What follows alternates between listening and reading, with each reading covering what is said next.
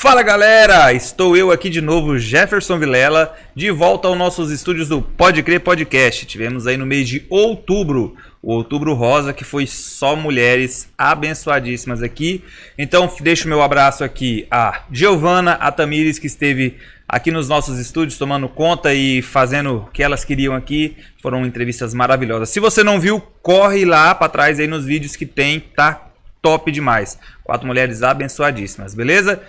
E vamos seguindo. Wailão, solta a vinheta.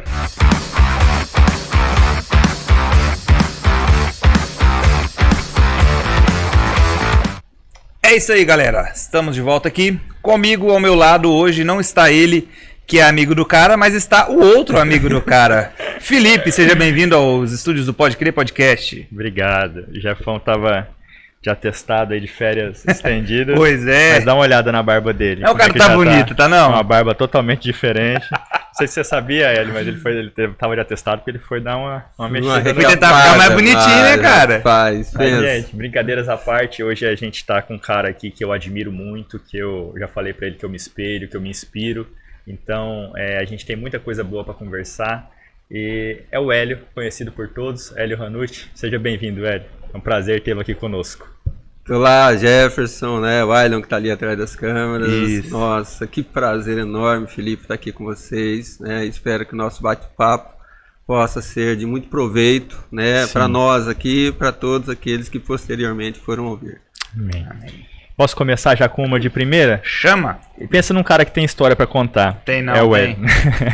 E aí eu queria começar já, Hélio, com como que você foi parar, como que Jesus te encontrou, como que começou tudo isso. Isso. Pode começar lá de trás, Lá onde de você trás. que a gente tem tempo aqui Tem pra ouvir tempo. história boa. Então, me achou eu no ano de 2002 totalmente perdido. Totalmente perdido, né, como esses que estão pelo mundo perdidos, né, com uma visão de mundo totalmente fora do padrão do contexto, não tinha conhecimento nenhum bíblico, né, era alguém que vivia em função daquilo que aprendeu com o mundo, né, com as pessoas que o cercou. Então eu chego em 2002, começaram ali algumas pessoas a cercar a nossa casa, né? Eu falo a nossa família. Você já era casado? Eu já era casado, eu me casei em 90, janeiro de 90. Certo. Então eu já era casado, já tinha 12 anos de casado aí. Uhum. E aí então... E quem são essas pessoas que começaram a cercar? O Amarildo começou a cercar em casa, né? E aí o meu irmão se converte. Primeiro ele foi na família da minha mãe ali. O meu irmão, mas o caçula, se converte. Uhum. Né? Aí a minha esposa se converte, que é a Ana. Sim. Ela se converte. E eu tô ali, né? Era trabalhando de lavador. Sim. E eles passavam em casa, esse pessoal crente aí passava em casa, né? Para ir para a escola bíblica, principalmente aos domingos. E eu tinha uma mesa muito grande em casa, então os amigos chegavam de manhã cedo para a gente jogar baralho, assar carne e beber cachaça, né? Então eles já estavam lá, porque era 9 horas, acho que a escola bíblica, e esse pessoal passava lá. Então, quando eles passavam, eu sabia que eles iam vir, aí escutava a buzina, né? Eu largava o pessoal na mesa, né? Já sem camisa, só de short, aquele jeitão, né?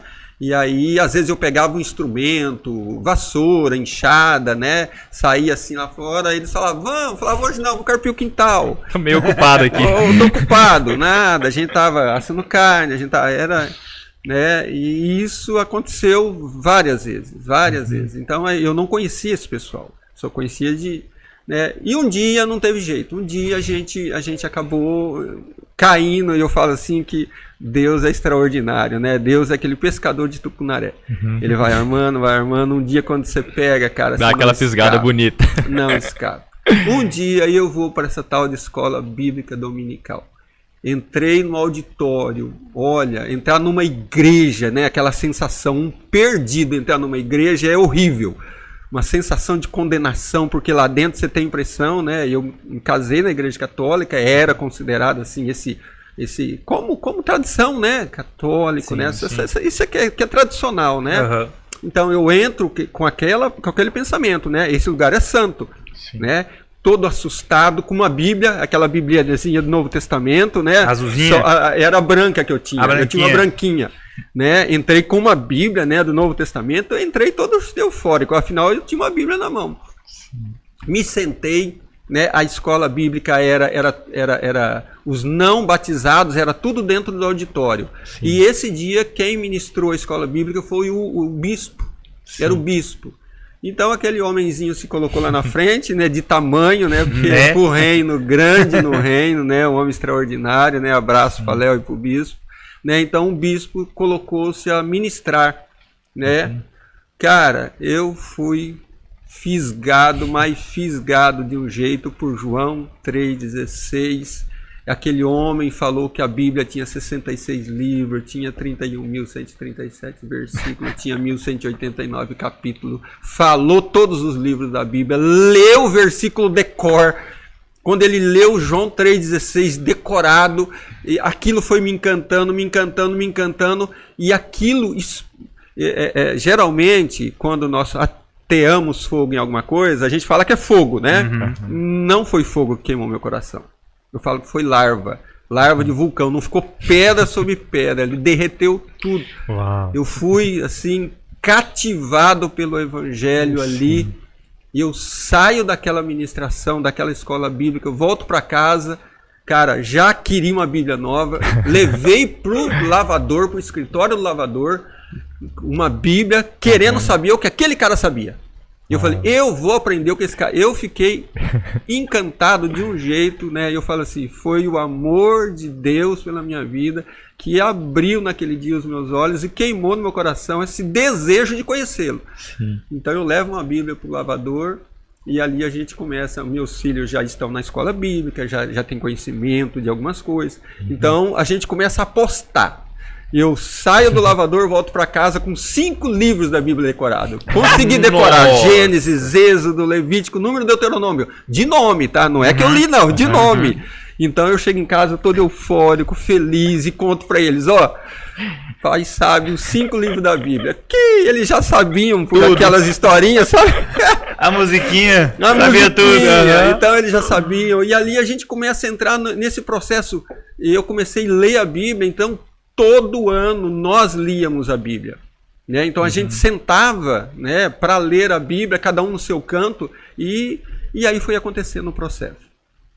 Foi acontecendo. Que legal. A alfabetização bíblica, né? Ou seja, começa decorando, começa empolgando de pouquinho em pouquinho, quando vê, é tomado por uma fome, um desejo de ler e reler e aprender, é algo sensacional.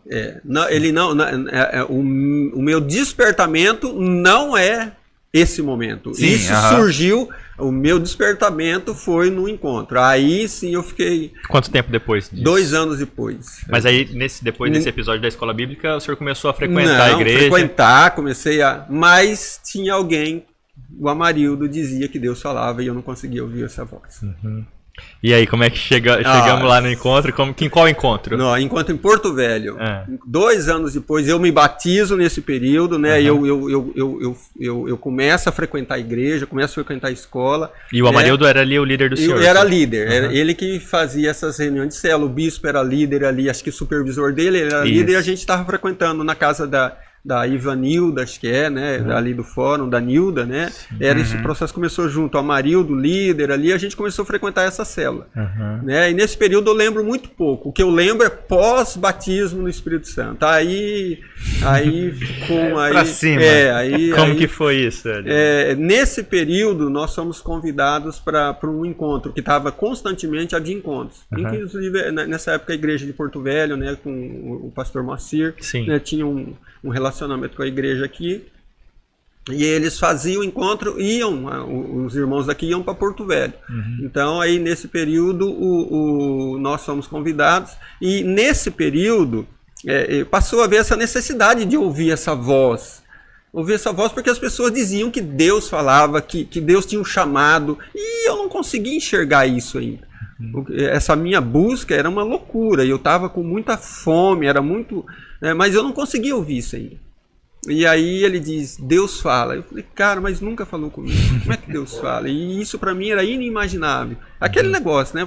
Como que Deus fala? De onde é que vem essa voz? Se ele é invisível.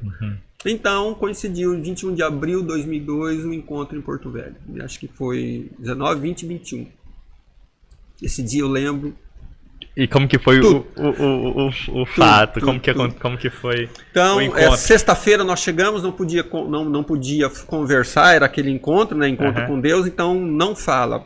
Me mantive calado o encontro inteiro. Obedeceu 100%. Sexta, e aí no ônibus de Porto Velho para lá, cara, tenso, né? A gente foi para Porto Velho, viajamos para Porto Velho, um grupo de irmãos.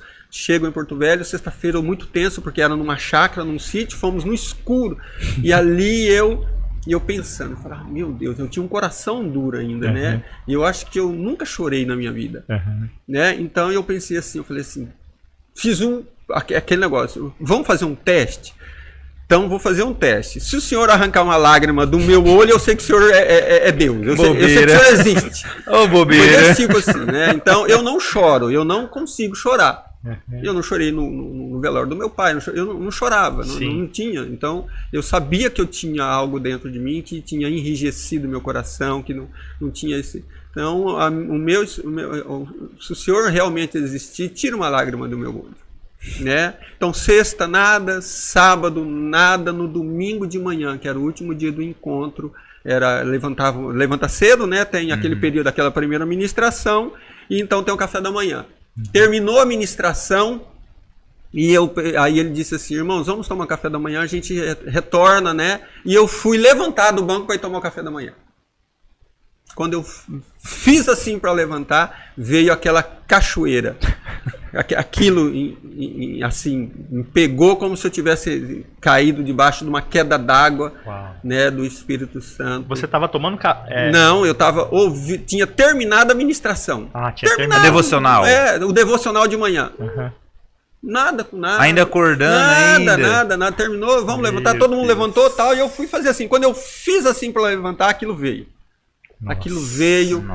E ali, cara, ali lágrimas. O resto é história. O resto da história, 7 dias. 7 dias sem cessar.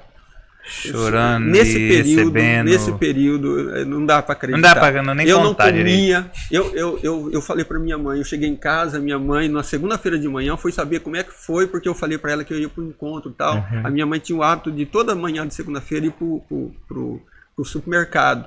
Então ela subiu com aquela cestinha arrastando, ela já tinha uma certa idade, né? Aquele balainho arrastando assim, e passava em frente ao lavador. Aí eu vejo ela subindo, eu fui pra beirada do coisa. Ela, meu filho, um abraço, como é que você foi?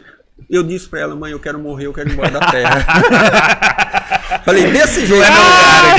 Falei, eu não. Nada mais interessa. Eu não caigo mais na terra, eu não consigo ouvir a voz do mundo, eu quero ir pro céu.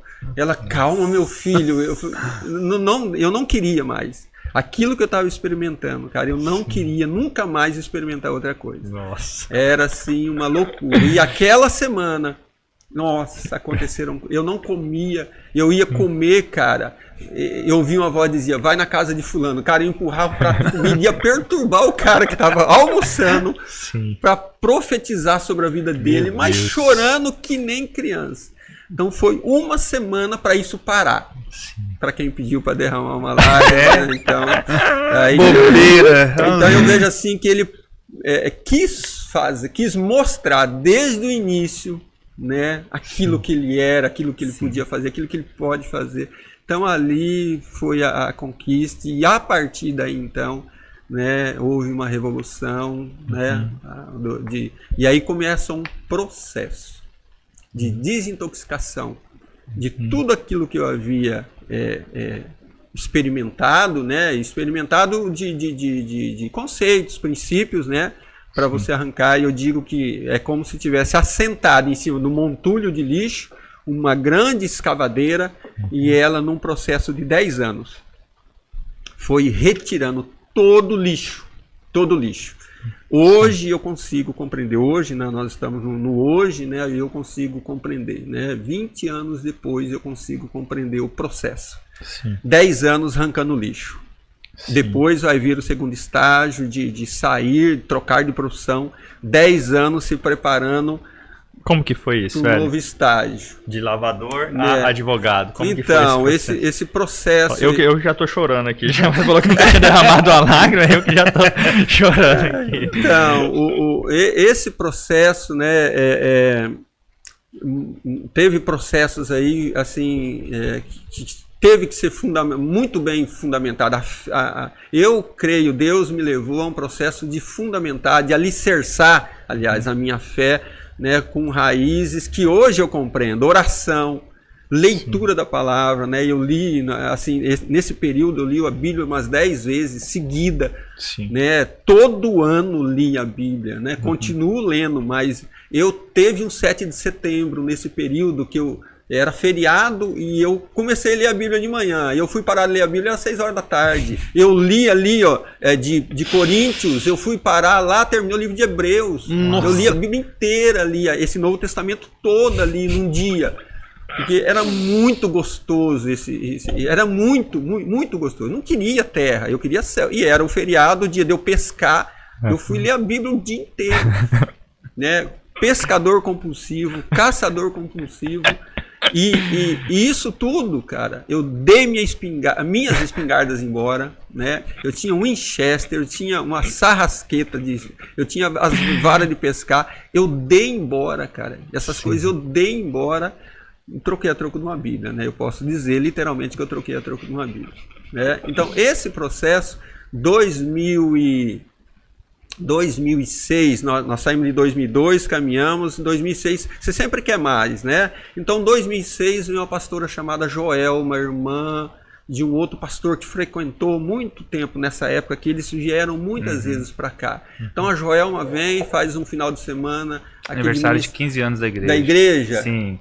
Então, Já olha é bem como é que o Jefferson está falando aqui, coisa espetacular, lembra detalhes, né? A pastora Joelma veio nesse dia e ela disse que ela tinha passado por um período, por um processo de desintoxicação, de parar de ver televisão. Fazia 6 meses que ela não via televisão. Cara, era impensável. Impensável isso para mim, para qualquer um. Eu acho que dentro da comunidade nossa ali, alguém que não via televisão há 6 meses... Então era um sábado, e aí ela de 6 meses, não sei o que, e eu tô encostado numa daquelas colunas em pé ali do auditório, só olhando aquela mulher falar isso. E aí ela disse assim, olha, e para você fazer isso você precisa disso, né? E os meus passos foram assim, e isso, ela pastora dizendo, isso me ajudou muito, me fortaleceu muito, eu tenho tido uma intimidade com Deus muito melhor assim, e você, como é que você tá? Como é que está o teu período de oração? Eu nem sabia que a igreja tinha oração todo dia de manhã. E já frequentava a igreja esse tempo todo. Ela disse, por que você não faz um propósito de oração e tal? E aí alguém sobe depois que ela ministra e diz, amanhã cedo tem oração aqui. Eu digo, opa, vou começar. Começar, né? Vou começar. E eu vou começar bombando. Vou fazer 7 dias de propósito de oração. 2006. Era acho que 30 de novembro de 2006. Né? Vou completar, era 23 de novembro. Eu falei, eu vou completar um mês. Vou entrar dezembro na oração. Então vou fazer 7 dias de oração. Domingo, levantei 5h30 da manhã e fui para oração. Cara, isso foi um fenômeno. Levantar 5h30 da oração de manhã, num domingo, para ir para oração, eu ia pescar. Né? Fui para oração. Cara, que gostoso. 7 dias. Segunda, eu não tinha carro, eu não tinha moto. Eu tinha uma Garellezinha 50 Califórnia, daquela de bater pé assim. Né? Então era aquele negocinho. 7 dias na oração. Cara, quando eu saí de lá no domingo seguinte, que eu saí ali fora em frente ao auditório, que eu olhei, cara, eu tava no céu. Completei 7 dias de oração. O sol tava nascendo bem de frente comigo assim. Eu olhei e era como se o próprio Jesus estivesse ali, o Espírito de Deus estava ali. E aí a gente começou a conversar. Falei, cara, que gostoso. Ele disse, você gostou? Eu falei, nossa, isso é fantástico. Eu falei, por que você vai parar? Eu falei, mas já fiz 7 dias. Mais 7? Ele disse, e agora? Eu falei, mas e agora o que eu posso fazer? O desafio não é 7 dias. 30 dias? 30 dias? Que tal 30 dias? Meu Deus do céu. 1º de dezembro a 31 de dezembro. Todos os dias na oração. Uau. Termino, saio da oração 31 de dezembro de 2006. Que eu saio lá fora, o sol do mesmo jeitinho e ele tá me esperando lá fora. Ele diz, o mês foi bom? Foi. Ele diz, que tal um ano? 1 ano. Eu falei, não, eu tô doido. Que tal 1 ano? 1 ano de oração todos os dias. Eu digo, o negócio é gostoso, eu topo. Saio dali com um propósito de 1 ano. Para encerrar, eu só paro, eu faço 3 anos, 1 mês e 1 dia sem cessar. Nossa. 3 anos. 1000 foi, acho que deu 1100 e alguns dias. Pouco mais de 1000 dias, 1100 e poucos dias. Todos os dias. Furava pneu, chovia. Eu só tinha aquilo para ir. Furava pneu, chovia, não importa. Chegava no amém, mas chegava. Não importa. Eu tinha uma Bíblia que eu tinha 500 estudos de irmãos. Todo dia eu levava a Bíblia de manhã e anotava. Tem histórias que está aqui até hoje. Eu conto elas até hoje que eu ouvi na oração. Eu tinha muita facilidade. Eu cheguei a pregar 8 dias na oração da manhã. Os irmãos viajavam final de ano. Como eles sabiam que eu estava todo dia? Irmão, você faz isso para mim amanhã? E eu, claro. Deixa para mim. Claro. Então eu cheguei a fazer 8 dias. Todos os dias eu pregava. Todos os dias eu ministrava, né? Na oração das 6 horas da manhã. Sim. E aí esse processo foi se acentuando. Até que foi formando, né, esse homem, né? Segundo, eu creio, o coração de Deus. Sim. E aí então foi aparecendo as oportunidades. Você vai ficando dentro da igreja, as pessoas vão observando você, né? Porque foi assim comigo. Foi observando, então falei, ei, e aí? Aí já, né, líder de célula, chamaram para projeto, né? E aí começou a cercar a gente, né? Viu que você estava frequente, que você era alguém de oração, que você... Então começa a ajudar a igreja, né? E aí foi. E aí uma cobrança constante falava muito, acho que muito. Ainda não sou bom, né? Eu sou um paranaense meio caipira, ainda não tenho um linguajar bom. Mas na época eu creio que era ainda. E aí, poxa, e eu acho que eles estavam me preparando, né? A igreja estava preparando para que eu pudesse, quem sabe, um dia vir a falar, né? Na igreja. Então, preparar ele melhor. Então, volto a estudar.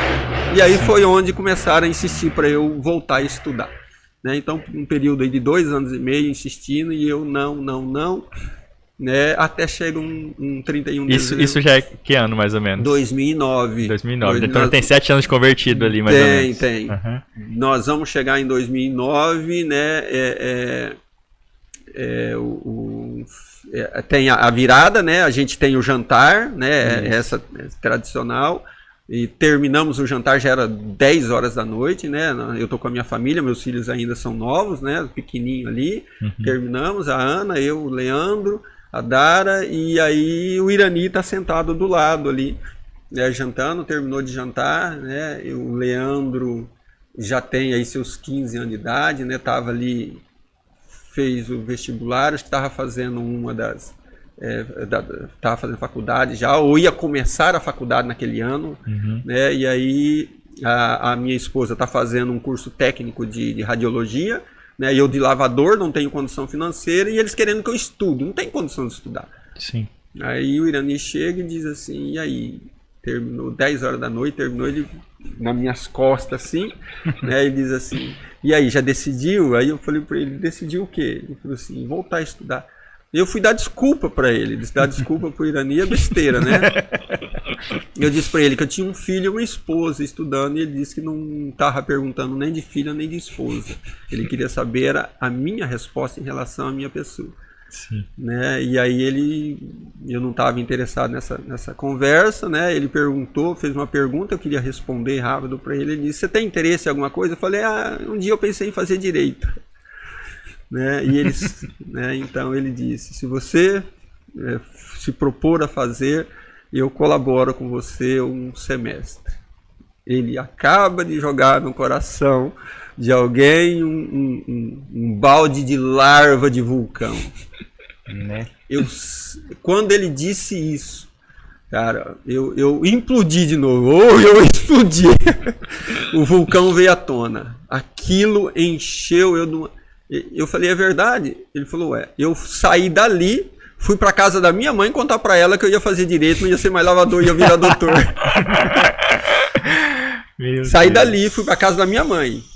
Dizer, vou voltar a estudar. É tudo muito doido, sempre muito afoito. Por quê? Porque isso queimava com muito ardor no meu coração, com muito ardor. Sim.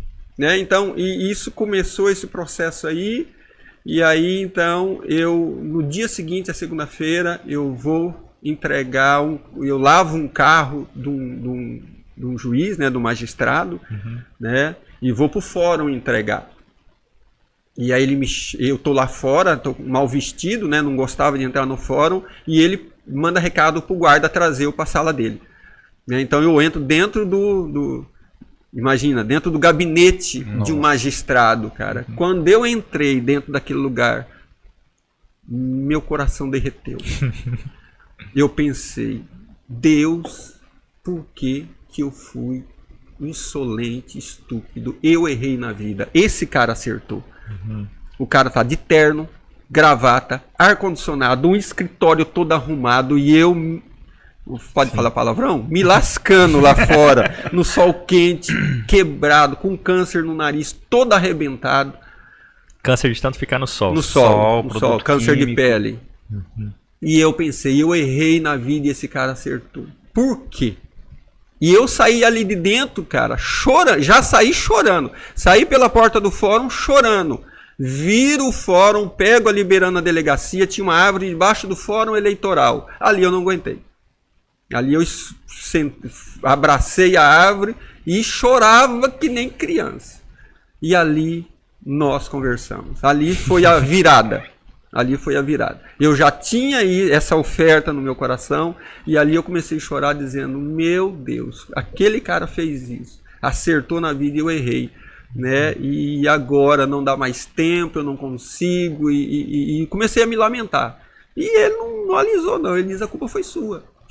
Ele diz, você nunca me consultou. E eu ouvi essa voz, você nunca me consultou, você nunca me perguntou por quê, você nunca me perguntou o que ia fazer.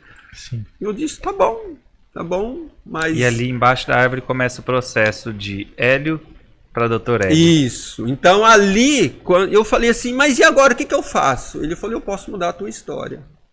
Então, eu tô chorando, e aí então ele vai confirmar aquilo que ele já tinha falado pro Irani. Né? E eu disse, tem jeito? Ele disse, tem. E essa indagação dentro de mim, essa conversa dentro de você, né? E ali você pergunta se tem como, porque você estava com 45 prestes anos. A completar 46 anos de idade. Então aí eu digo, e agora o que eu faço? Me perdi e tal, e eu não tenho mais como consertar tudo isso. Ele disse, uma opção. Eu posso fazer de você um doutor. Então eu tava chorando, comecei a rir, né? Dentro de mim, eu falei, eu tô doido. Eu pensei, eu tô maluco, eu não tô conversando sozinho, eu tenho certeza que eu não posso estar doido, né? Isso eu acho que é real. Doutor, eu sou um lavador, faz 30 anos que eu não pego num livro, eu não escrevo um A, eu não escrevo, eu não leio, eu não faço nada. Da onde é que vai sair isso? Eu não tenho condição financeira, tudo isso é um processo instantâneo, né? Sim. Os nãos, eu não posso, vem instantâneo. Né? E aí, isso não dá. A voz não fala mais nada, não tem mais diálogo, não tem mais conversa. Né? E eu entendi, é pegar ou largar. Aí eu assumo dizendo para ele o seguinte, eu vou, mas se o senhor for comigo. Se o senhor andar comigo nessa trajetória, porque não vai ser fácil. Eu sou um lavador, não tenho nada, eu não tenho nenhum atributo para me tornar um doutor, nada, absolutamente nada. Eu não tenho dinheiro, eu não tenho recurso mental, eu não tenho nada, eu não sou nada. Como é que isso vai acontecer? Então anda comigo. Ou me chama para andar contigo, deveria ser, né? No dia lá, hoje repensando isso, né? Eu ando contigo e eu tenho certeza que isso vai dar certo. E ali eu começo. Chego no lavador, cara, por incrível que pareça. Tem alguém olhando e dizendo assim, olha, a gente pode reformar isso aqui. Eu penso que eu tinha comentado com um cara que eu tinha vontade de vender o lavador um dia, não sei o quê. Esse cara encontra um cara dizendo, cara, eu quero comprar um lavador porque eu saí da firma e tô com dinheiro. Ele fala, meu amigo comentou comigo que quer vender o lavador. O cara chega lá já reformando o lavador como se fosse dele. Eu chego nessa expectativa, o cara tá lá. Dizendo assim, a gente se reformar aqui fica bonito, não sei o quê. E eu digo, tudo bem, tudo bem. E aí, você tá vendendo lavador? Cara, eu tinha acabado de ouvir essa conversa. Eu tô. Já que já vai, né? Quanto você quer? Eu quero tanto. Então, a gente tem tanto, a gente te dá. Daqui. Juntei o saco dentro do balde, joguei fora e fui pra casa e fui contar pra todo mundo que eu ia ser um doutor. Nossa, no mesmo dia. Louquinho da cabeça, louquinho. Teu pai pagou o pato, tá? Doutor Ivanildes pagou o pato. Porque havia passado o vestibular, a época do vestibular. Uhum. E tinha aquele aluno especial na época, não sei se ainda tem, a FAR recebe o aluno e ele fica 6 meses fazendo e no outro semestre ele presta vestibular. Se ele passar, ele aproveita esses 6 meses. Então havia passado a época do vestibular, eu tenho essa oferta do Irani de colaborar 6 meses numa faculdade, meu Deus do céu, eu tenho essa visão. E aí, então, eu vou na faculdade e falo, não tem mais. E aí, como é que eu faço? Não, isso quem resolve é o Dr. Ivanildes. Dr. Ivanildes, juntei minha garelinha e fui atrás desse Dr. Ivanildes. Né, um abençoado. E ele, acho que estava indo para o banco nesse dia. Eu vou na faculdade e não acho, ele tinha vindo pela frente. A gente se encontra na Capitão Silvio, em frente ao auditório. E eu bibi com a garelinha, ele com a F250, encostou, abriu a janela, e eu pulei, pulei na janela, eu fiz que nem Jacó. Eu só saio daqui quando eu receber um sim. Eu grudei naquela janela e comecei a conversar com ele. E ele acho que estava com dinheiro, com um negócio fazendo no banco, tinha que ir, estava ali. Tá bom. Né? Então, não dá, não tem jeito, não tem jeito. Não, e eu falava para ele, eu preciso estudar, eu quero estudar. Ele já passou vestibular, não tem jeito. Tem 2, acho que foi a única vez que teve 2 turmas, uma cedo à tarde. Falou, preencheu, eu tive que abrir 2 turmas, não tem jeito. Que não existia esse negócio, não tem jeito, eu não largo. Eu falei para ele, eu fico do lado de fora, eu ouço da janela, fiz essa proposta para ele. Eu não vou para dentro da sala de aula, eu ouço da janela. Me falaram que tem como fazer isso, eu falei pra ele. Tem como ficar tem ouvinte, acho que é. Ouvinte, vai lá, um ouvinte, eu assisto do lado de fora, não preciso. Enquanto ele não disse, tá bom, eu vou ver o que eu posso fazer, eu não larguei. Larguei ele embora e ele arrumou, né, o Senhor, é claro, né, deu essa oportunidade, ele gentilmente, né, e claro, debaixo dessa unção de Deus, eu acredito, eu creio, né, abriu oportunidade para esse aluno entrar lá. Nossa, cara, louco. Tem quantos anos de formado já? 5 anos. 5 anos. Eu peguei a carteirinha da OAB dia 2 de abril de 2017. Sim, já fazem 5 anos. Que legal. Cara, e a gente conversou já com algumas pessoas formadas, né? E todo mundo sabe que dentro da faculdade existe todo um processo complicado, principalmente para o cristão, sim, né? E lógico, o Hélio tinha 45 anos, 46 ali naquela época estudando, mas eu acredito que é um processo complicado que eu acho que ele determina muito do caráter do cristão. Porque existe de todos os tipos de pessoas ali.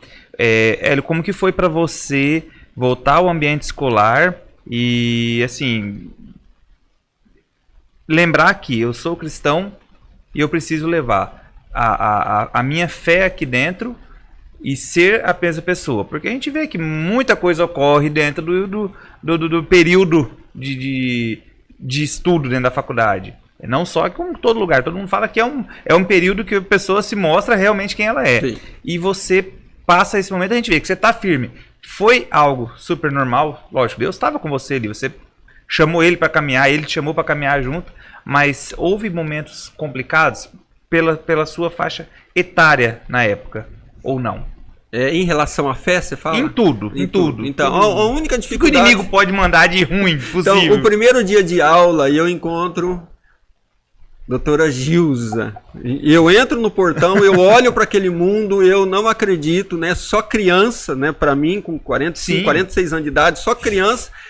Quando eu entro no portão, a primeira vez que eu bato o olho no prédio da FAAR, Eu tô em erupção, cara. Eu tô maluco da cabeça. Voltando pra faculdade, para 5 anos, um desafio. Alguém que não sabia nada. Eu não tinha estudo, não tinha nada. Ah, e tem um detalhe, tá? Então, não, o detalhe vem depois, né? Porque eu vou ter que prestar vestibular depois. Ah, sim. Então encontro a doutora Gilza, acho que tinha estacionado o carro lá, a gente se encontra bem ali. E ela disse: o que você está fazendo aqui? Estudar. Voltei a estudar, vou voltar. Que bom, a gente se encontra no 5º período, ela disse. Eu falei: meu Deus do céu, tô lascado. Tinha um respeito, uma admiração, né? Gilza, Pepinho, Irani, Lloyd, esses supervisores eram assim, homens, são ainda, mas eu tô chegando à igreja, cara, era o meu espelho. Sim. Essas pessoas fizeram uma diferença enorme na minha vida. Imagina eu agora, cristão, vou para a igreja, os irmãos perguntam: onde é o seu lavador? Eu falo: é lá no tal lugar. Na segunda-feira, sabe quem está lá? Uma supervisora está lá. Ela trabalha no fórum, a Eurides. Cara, sabe como é que eu trabalhava? Um shortinho curtinho, camiseta regata e chinelo de dedo. Né? E eu tô lá no lavador, deixa eu abrir um parênteses aqui, né? Eu tô no lavador e entra aquela mulher para ir pro fórum, cara, cachecol, bem vestida, que eu olhei e falei: meu Deus do céu, como é que eu vou receber essa mulher? E eu não tinha, era super normal andar com short, camiseta regata. Ali eu começo a mudar a vestimenta. Então essas pessoas foram muito importantes para mim na minha vida, né? Então, a primeira vez que a Eurides vai lá e vai desse jeito, no outro dia eu já pensei: eu não posso mais trabalhar de qualquer jeito. E eu comecei a tomar vergonha das minhas vestimentas, por conta da vestimenta dos irmãos. Então, abri um parênteses aqui, né? Sim. Deixa eu abrir outro aqui. Teve uma vez que você contou um episódio que aconteceu com a Lucy. Como que foi isso? Assim, esse período vai entrar um período de histórias que é absurdamente louco, né? A gente gosta dessas. Eu falo é muito doido. Então, eu entro para a faculdade, né? Minha primeira prova de direito constitucional na faculdade, a minha mãe faleceu no domingo, na segunda-feira é prova. Cara, então eu enfrentei muita dificuldade. Esses caras falavam grego para mim, era algo... Mas o Senhor, né, foi abrindo para eu poder acompanhar alunos de 17, 18 anos, cara, e você... Mas, então, respondendo à pergunta do Jefferson, se teve algum período, então vamos por parte, né, se teve...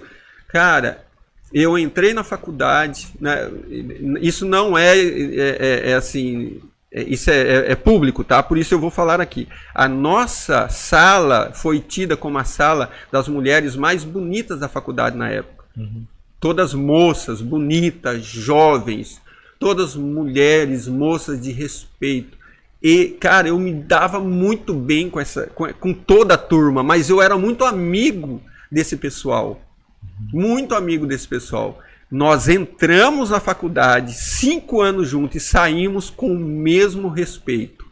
Eu nunca tive coragem, né? Eu falo isso porque elas podem testificar, são doutoras comigo, que somos colegas. E mantemos o mesmo respeito e a mesma amizade até hoje, depois de 10 anos aí, né? Se passar tudo isso.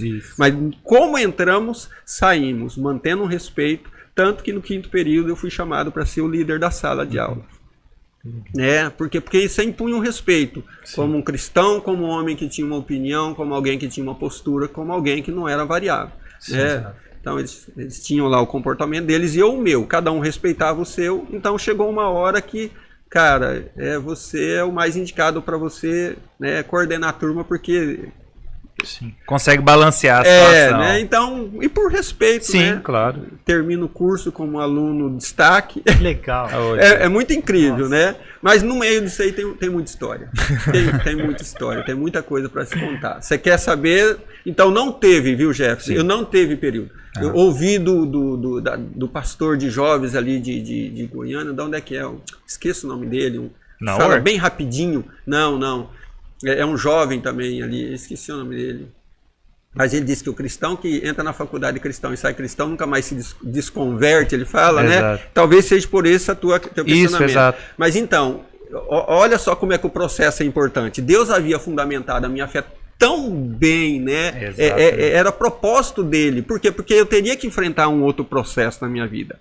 Esse processo de desconstrução e construção. Exato. Então eu passei um período aí de 9 para 10 anos desconstruindo com o evangelho e agora eu vou começar a construir uma nova estrutura porque vai vir um novo tempo. Exatamente. Né? Vai vir um novo tempo, então você precisa se preparar.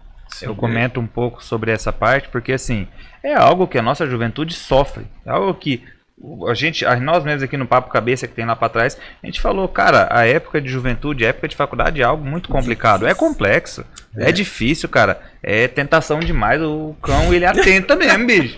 Ele não dá prazo pra você pensar, não. E É dado assim, de que 70% a 80% dos jovens desviam na época da no período de faculdade. Nossa, muita coisa, dados. né? Sim, É muita então coisa. assim, eu fiz a questão de perguntar, lógico, você já tinha uma maturidade de idade, por ter a idade que tinha, mas dentro do processo cristão, do seu processo de pessoa cristã, você ainda era um baby, vamos dizer assim. Sim. Eu tinha pouco, eu tava o quê? Com 10 anos, né? 8 anos? Chegando a 10 anos. Isso, então assim, já, lógico, isso aí não coloca muito em prática ali a pessoa. Cada um tem pessoa que com 2 anos ela pega uma maturidade espiritual. Mas a gente tá falando de faculdade. A gente não pode levar. Então a gente lembrar pro jovem que tem como. A gente tem que se cuidar. A gente tem que entender que, cara, se você é cristão onde você tá.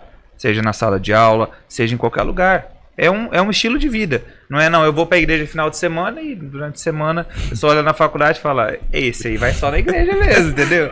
Então foi por isso um pouco do meu questionamento. Pra gente levar pros jovens que tem como. Não tem como sim. É maravilhoso. A gente sabe do ambiente. Eu não tive dificuldade, eu não consigo ver isso, né? Então, por não ter passado nenhuma dificuldade, eu não consigo enxergar alguém que vá se desviar só pelo fato de estar na faculdade. Que ambiente é esse? Para mim foi um ambiente comum. Desafiador, mas comum. Sim. Natural. Conviver com pessoas. Conviver, sim, né?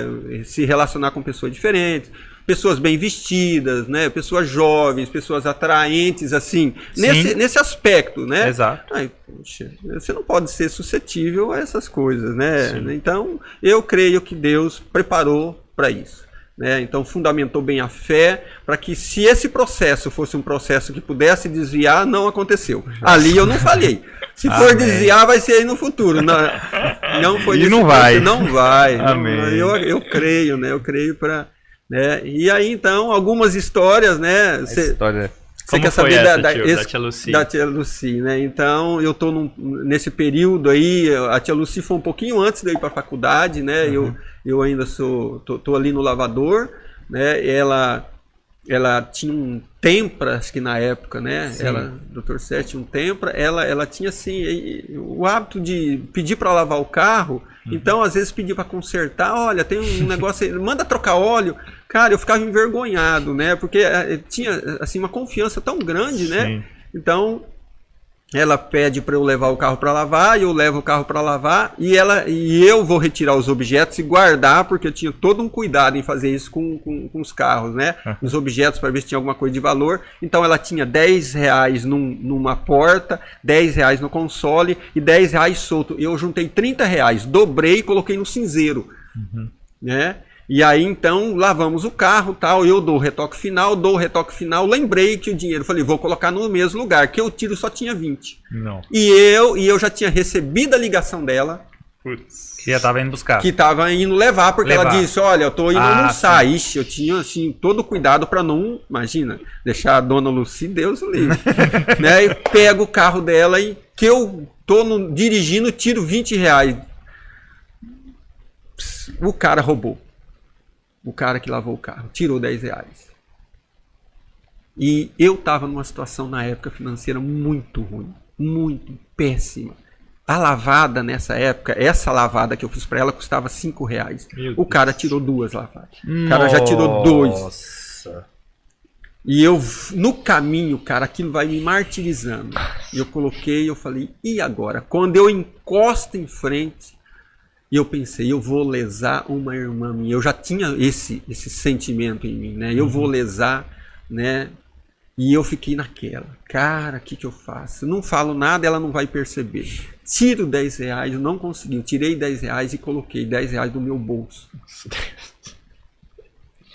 O que ia ganhar não ia... Não, já tinha perdido e eu tava muito... Sim. Né, ia ficar muito puto com o cara lá, né?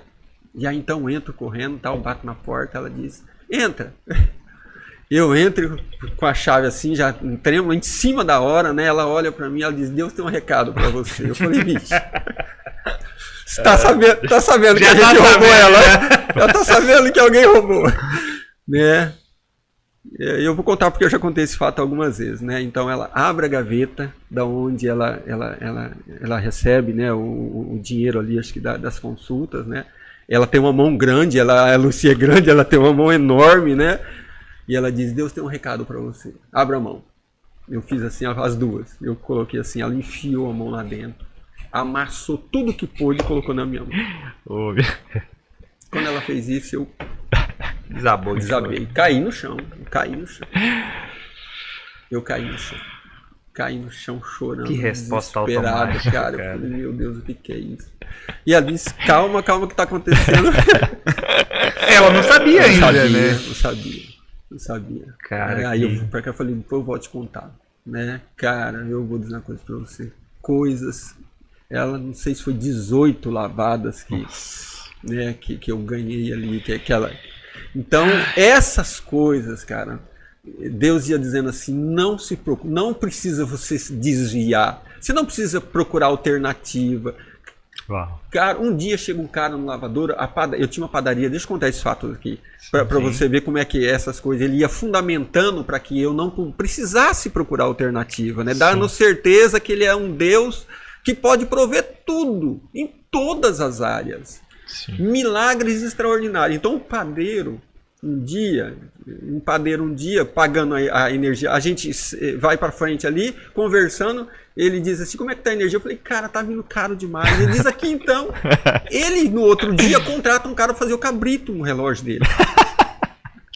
E aí ele diz assim pro cara, o vizinho reclamou também, vai lá também, que acho que ele vai fazer. E eu tô no portão. Esse cara chega assim desconfiado, olhou pra lá, olhou pra cá, e diz assim, tudo bem e tudo? Ele falou, olha, o negócio é o seguinte, eu trabalho na energia, no relógio assim, e o fulano ali, vocês estão pagando energia. Cara, eu fiz um negocinho pra ele, você não quer fazer? Eu olhei bem pra ele e falei assim, o dia que eu não for provido por Deus para pagar pelo menos a energia desse lavador, eu fecho e vou embora. Esse cara, desculpa, ele tava de bicicleta, juntou a bicicletinha dele e ia embora. Então essas coisas, cara, sabe, me encorajava a dizer não para atalho e pode seguir em frente confiando em Deus, que Deus vai prover. Vai prover, né, o que você precisar. Sim. O que você precisar, né? Amém. Ô Hélio, e vamos correr um pouquinho na linha do tempo aqui. Hoje você e a Tia Ana estão lá à frente do projeto da Rota do Sol, né? Sim, Como que é isso? Eu imagino que seja muito desafiador. Você lida ali com pessoas assim na extrema pobreza, crianças ali que os pais não cuidam, simplesmente, né? A gente já conversou algumas vezes. As crianças querem passar o dia na casa de vocês, se deixar à noite, porque simplesmente não tem atenção nenhuma dos pais, né? Então, como que tem sido isso lá? Eu visitei vocês lá recentemente, eu fiquei muito feliz de ver assim, né? O carinho, o cuidado, a admiração que eles têm por vocês, né? E como vocês amam eles assim como filhos mesmo, né? Sim, como que é isso lá no projeto Rota do Sol? Deixa eu começar atrás para frente. Domingo nós almoçamos em 10 em casa. Nossa, olha aí. Eles haviam posado em casa, né? Já haviam posado. Eles pousaram? Pousaram lá, né? E a gente tentando, volta para casa, volta nada. Crianças. Então, crianças. A gente chamou, né? A gente gosta de chamar os filhos para almoçar junto. E a gente chamou eles, tá? Mas não teve jeito, né? A gente gosta de chamar e ficar aquela reunião em família, para você conversar, se quiser vai ter que ser com eles, não tem jeito, não vão embora. Sim. Então tem sido, sabe, assim, esse é o nosso coração hoje. Então passou-se tudo isso, a gente foi enganjado na igreja, né, fomos levados para o projeto, e hoje o projeto Neemias, né, onde nós estamos tomando conta, o alvo dele, né, para nós que estamos lá hoje, assim, o principal, eu creio, porque não é porque nós queremos, é porque nos foi dado. Sim. Nos foi dado, né? Nos foi presenteado cuidar de crianças. Cara. Sim. O senhor, se olhasse para trás, ia falar bem assim, não, meu ministério é para cuidar de crianças. Não teve isso. Não. 2005, por aí. Não, nem pensava. Nada. Nossa, cara, nada passava pela cabeça. Tudo foi uma construção. Então, vamos, olha como é que nós chegamos aqui. Esses 10 anos até eu voltar para a escola, desconstrução. 10 anos até 2020, ou 2018, 2017, reconstrução. Tudo novo. Preparação. Por quê? Porque eu preciso te enviar. Te enviar para onde? Lá é assistência jurídica, emocional, financeira, psicológica. Envolve todo você. Envolve todo você, né? Então, quando você olha e você, como igreja, é lançado num ambiente onde você vê na tua frente esse pano de fundo social, né? Onde você olha para o evangelho e vê como Jesus agiu, cara, não tem como você não reagir diante de tudo isso acontecendo. Eu não tenho como ir na Rota do Sol. Eu vou falar da Rota do Sol porque é o projeto onde nós vivemos hoje, né? Vivemos alguns anos ali já. Então você chega lá, você vê a escassez, a miséria, fome, tá? Todo tipo de miséria que o diabo faz por manter alguém aprisionado, né? Fora dessa visão, né? Da revelação do seu Filho Jesus, ela está instaurada nessas vidas. E aí chega diante de você e alcançando os pequeninos, cara, é claro que a gente luta por todos, mas deixa eu falar uma coisa para você. Nós fizemos a reunião de célula segunda-feira. 25 crianças abaixo de 6 anos. 25 crianças. 25 de 7 a 15. 50. E os adultos. Nossa. Nós fizemos uma reunião reunião de célula com 70 pessoas. E cabe aonde? Isso! Nós já estamos fazendo isso há mais de 6 meses. A última vez nós sempre fizemos essa reunião de segunda-feira numa casa. A última vez que nós fizemos aí no mês de junho, chegou a 55. As pessoas catavam tijolo do monte e começaram a sentar num quintal escuro. Foi a última vez, nós não tem condição. De onde é que vem vindo esse povo? E aí nós, então, como a casa era bem encostada no projeto, vamos para o projeto, a gente divide em salas. E coloca por idades. E hoje nós estamos trabalhando a célula assim já. Então nós fazemos a célula por idade. Tal idade aqui e colocamos esses irmãos. Essa célula é fora do culto que tem. Não, o culto é domingo. A célula às vezes dá mais gente que o culto. A célula dá mais gente que o culto. É impressionante. Esses dias nós terminamos, né? E eu havia encostado o portão por conta de bicicleta que eles levam e tal, e fui lá abrir, tinha 15 pessoas lá fora. Agora, esses estavam esperando para a hora do lanche, tá? E eram pessoas que mais assim, mas olha a colheita.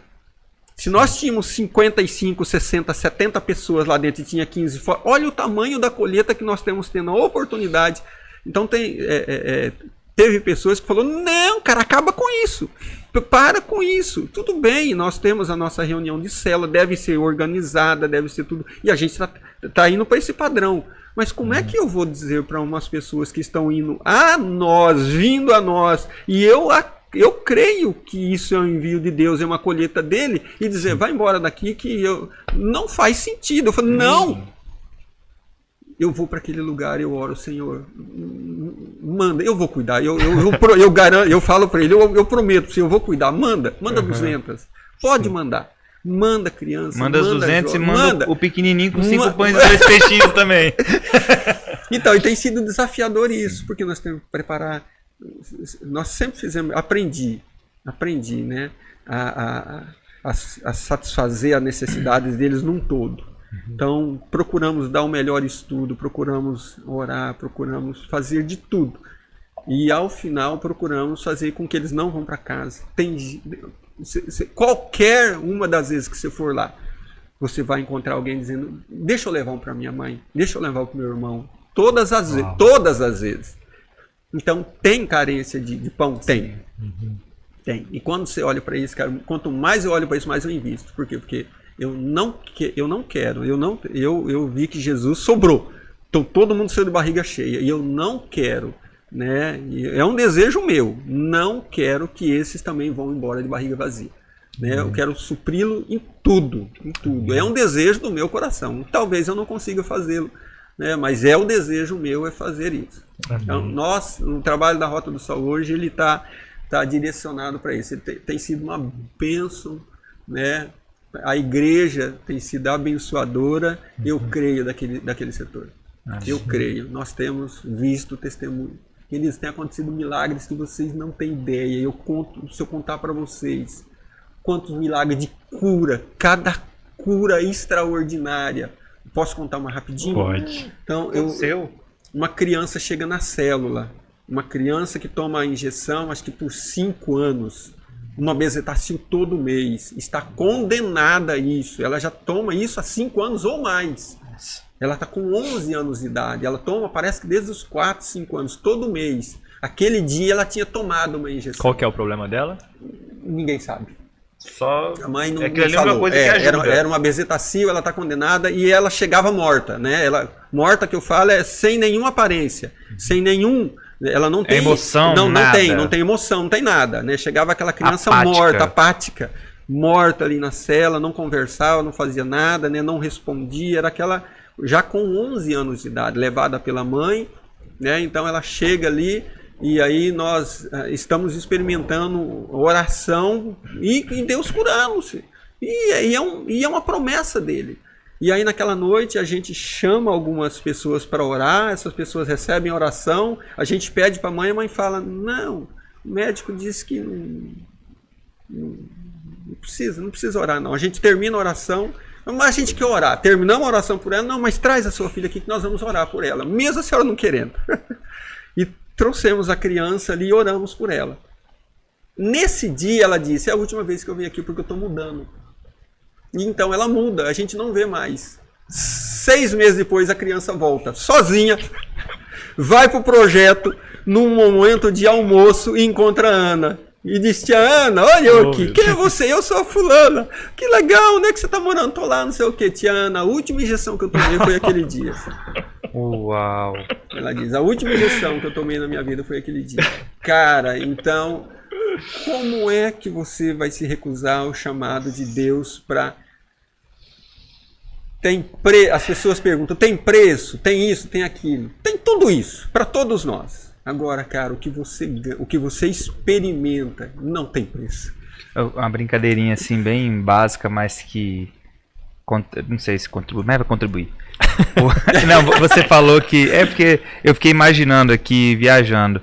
Você falou que o senhor Hélio não fazia... O seu Hélio não faria isso. Não. Mas o doutor Hélio faz. É. Normalmente é o contrário, né? Ou seja, o mais simples, tá. o mais humilde, entendeu? Faria e quando o doutor você não. era o seu Hélio, isso. você não tinha mentalidade, você não faria. E hoje, como doutor Hélio, ou seja, como que Deus muda o coração da pessoa, independente da classe que ela tá, independente da situação. Você viu que era o seu chamado. Deus vai me colocar, onde ele colocar eu vou estar. Mas o meu chamado é o meu chamado. Então, é algo lindo de se ver. E é algo que vai se construindo, assim, vai sendo construído a cada dia, né? Então, você vai andando nessa trajetória, Deus vai preparando você. Se você se deixar ser preparado e moldado, né? Vocês sabem do que eu estou falando. Vocês foram também, tiveram essa experiência de estar fazendo algo e Deus chamar e você fala, mas eu vou perder, eu vou ter que fazer isso. Cara, andar com Deus é desafiador, mas só você vai contar as histórias. Eu vi o fórum construído primeiro de qualquer um. Quando ele estava na maquete ainda, eu vi o fórum pronto com os meus olhos, cara. Eu vi o fórum, eu saio, eu vou abrir aqui, nós temos 5 minutos ainda. Bora! Eu um dia eu tô nesse período maluco, assim, né, estudando, né, esse negócio, eu vou ser doutor, eu tô maluco da cabeça, assim, uma vontade desse processo, eu tô empolgado com ele, vou levar um carro para Lucy, né, e eu não tinha ninguém para me buscar, então eu volto ali do hospital até na Niuara, onde era o lavador ali vizinho, Niuara, ali, a pé, eu tô voltando a pé. Isso aí é aí, ó. Tô começando a estudar, 2010. Né? Me parece que nesse período eles tinham colocado a pedra fundamental do novo fórum. Só que era no meio de uma quiçaça ali, era um quiçaçal. Não tinha nada ali. Não tinha nada ali, era um terreno baldio, uma quiçaça. Eles entraram com um trator, parece que colocaram lá uma pedra fundamental. E eu tô passando ali, olho aquele negócio, e Deus conversando comigo, falando que eu vou ser doutor, e eu pensando aquela coisa toda, e eu olhei aquele negócio lá, uma placa escrito, Futuro Fórum, não sei o quê. E eu, cara, fui para aquele lugar. Entro naquele beco, no meio do mato, cara, chorando, conversando, me imaginando, e quando eu coloco a mão naquela pedra fundamental, cara, o fórum aparece na minha frente. Os caras terminando o fórum, pintando da cor que ele é. O senhor teve uma visão? Uma visão.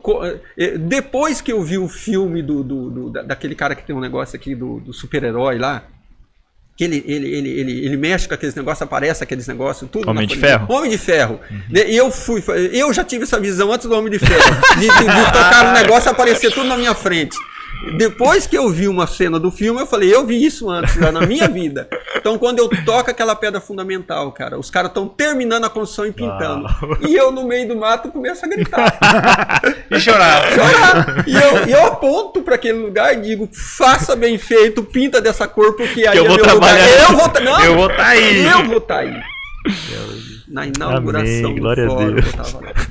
Glória a Deus. Na inauguração do fórum, eu estava lá. Alguns dias depois, eu recebo uma ligação do escritório, uma magistrada chamando eu para fazer uma audiência naquela sala. Uhum.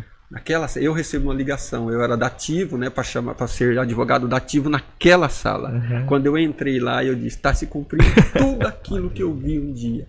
Cara, era assim. Então, tudo isso não tem como você não estar todos os dias empolgado com o Senhor. Amém. Entusiasmado, encorajado, desafiado, né? Se você tiver essas experiências, você vai querer olhar para quê? Sim. O que te atrai? Se isso não te atrair e não tocar o teu coração, o que te atrai? Sim. Então eu vejo que, pelo menos comigo, esse processo, né, de atração do reino de Deus tem sido assim. Então é sempre muito forte, né? Para mim, é sempre muito forte. Quando ele chama, quando ele faz, é um impacto, cara, que é algo explosivo, né? É algo explosivo para não sair mesmo da direção. Sim. Então o chamado foi assim, né? As mudanças foram assim. E hoje tem sido assim.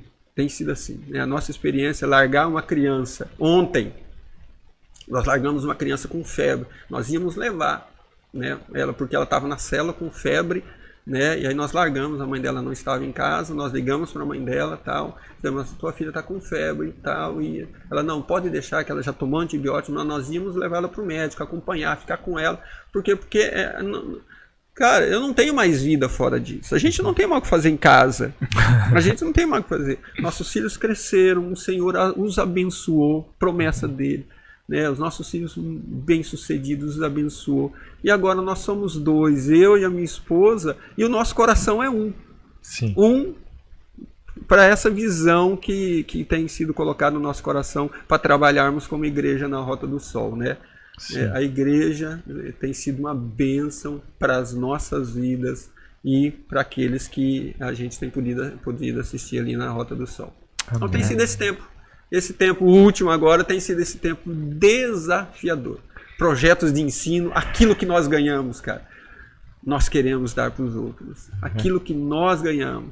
Então eu vivo, né, pegando essas crianças, né, e falando, né, Deus tem para vocês um futuro extraordinário. Creia nele, ande com ele. A Ana, então. Para finalizar, nós estamos aqui. Batemos a nossa meta de 1 hora e você tocou em um ponto muito legal que eu ouvi do Irani na ministração do antepenúltimo resgate que teve. Ele falou sobre o EVEV, que é o Eu Vejo em Você, né?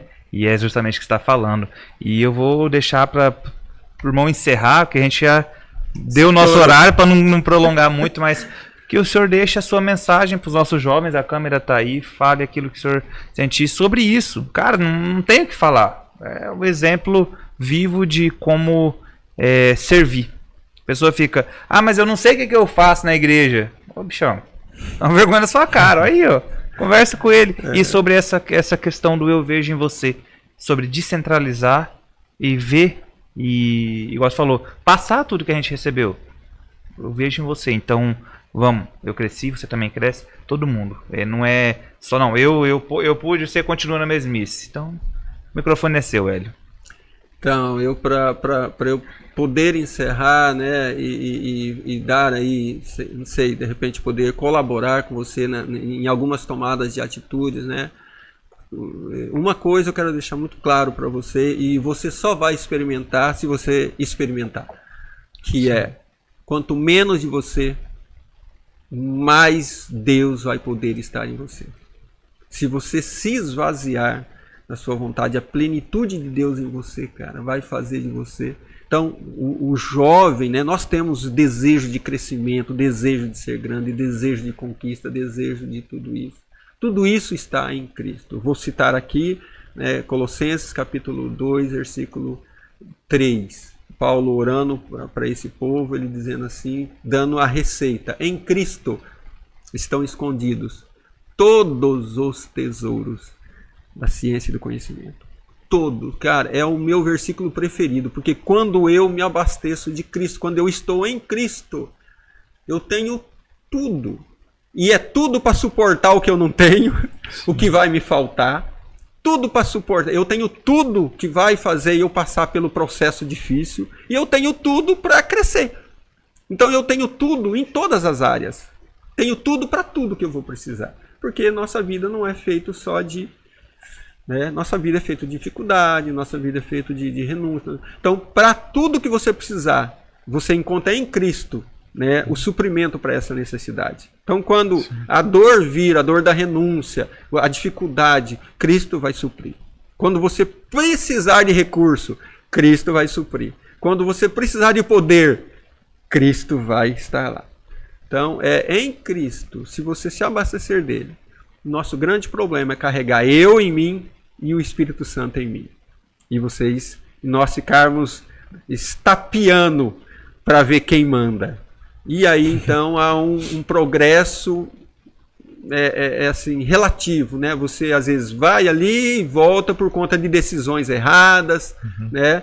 Mas quando você abre o seu coração, abre a sua vida para que Deus governe, cara, ninguém poderia ter feito, ninguém, nem eu, nem ninguém, nem o melhor dos conselheiros poderia fazer eu chegar onde eu cheguei. Óbvio que eu tive os melhores conselheiros. A igreja, cara, ela é a coisa mais fantástica do mundo. A igreja é o Deus revelado através desses irmãos que me levaram a chegar onde eu cheguei. Pelo poder dele, através desses homens que me instruíram, me levaram. Então, hoje eu também deixo isso para você. Cara, cai de cabeça. Mergulha no Senhor, mergulhe no Evangelho, no seu reino. Você vai encontrar tudo que você está procurando lá. Tudo que você busca, você vai encontrar no reino dele, que é um reino de justiça, de paz, de gozo. É promessa dele para as nossas vidas. E eu creio, tenho vivido. Estou chegando perto dos 60, cara. Pensa em alguém que projeta. Nunca projetei um dia da minha vida. Estou com 60, estou maluco projetando coisas que eu às vezes eu fico chorando pensando, eu estou doido. Continuo achando que eu estou doido. Na minha conversão eu achei que eu estava doido. 20 anos depois eu continuo achando, de vez em quando eu acho que eu estou maluco. Eu paro, penso e falo, eu estou maluco.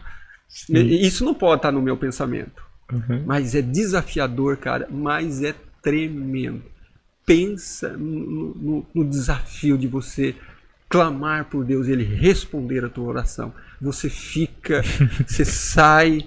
Então, eu não tenho outra vida.